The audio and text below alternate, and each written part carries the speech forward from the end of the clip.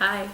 So you're Betsy Swanner, and you are a postdoc at the University of Tübingen in Germany. Yep. So thank you so much for accepting this interview.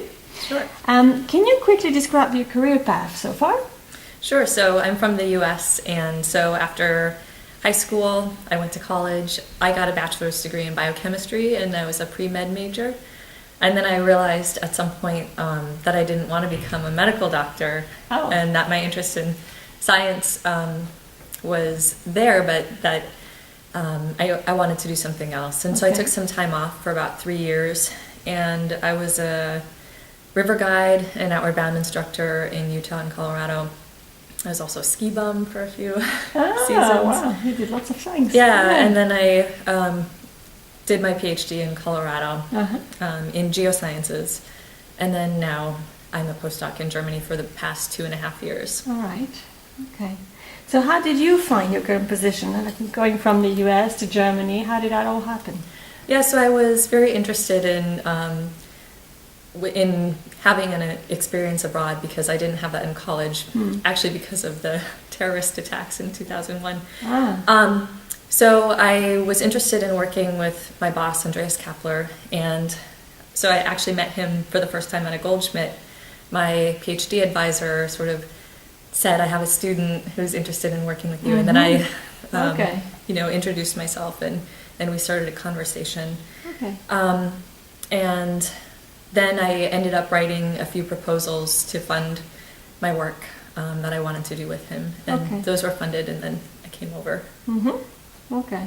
And what are you working on? What's your main research area? So my background in my PhD was working with microbial iron oxidation, but during my postdoc I've really shifted the emphasis towards early Earth versus modern Earth.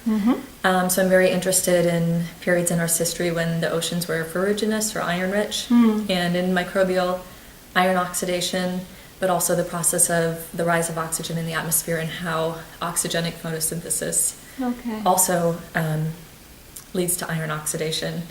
And so I use a variety of different tools. I do a lot of experiments using microorganisms, a lot of mineralogy. I'm getting into more heavy metal stable isotopes. And I'm trying to pair that with doing some synchrotron-based spectroscopy of ancient sediments. Oh, wow, okay. So how did you become interested in geochemistry in the first place? Because you had a various paths, you developed from one thing to the other. So how did geochemistry come about? Well, I think when I was a high school student and being exposed to science, I was always interested in chemistry because for me it had the power to explain a lot of the phenomenon that I observed or experienced in my own life.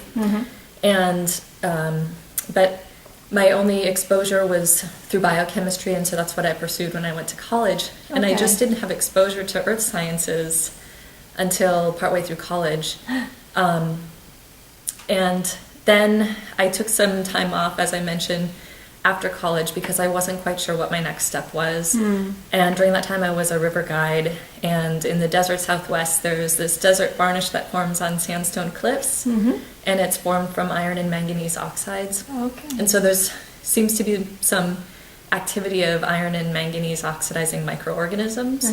But I found this really fascinating, that microbes had the power to shape landscapes through these processes. So I definitely came from a more biological perspective into the field of geochemistry. But once I became, a student studying these types of processes, I realized quickly that all of the geochemistry were the underpinnings for these processes, and that was really important to understand that framework. Okay.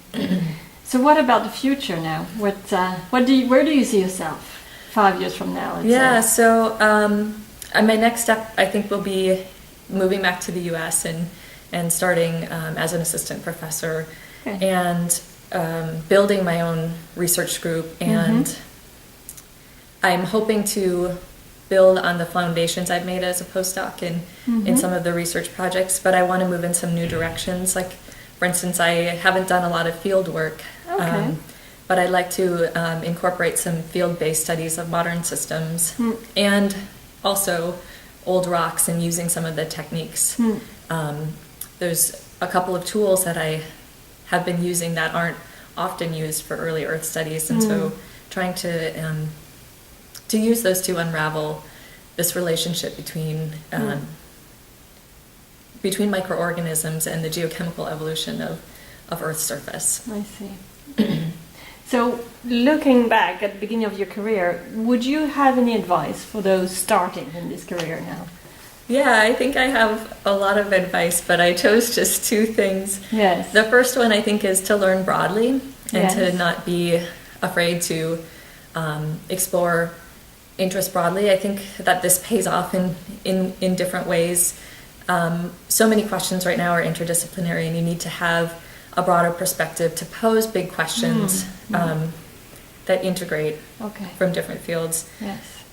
And I think that it sets up good habits to train yourself in thinking broadly early in your career.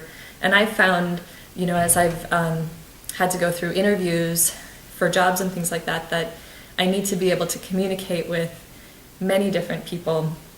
And so it really helps if you know something to get those conversations going. Yes. The second thing I would say to students is to take risks.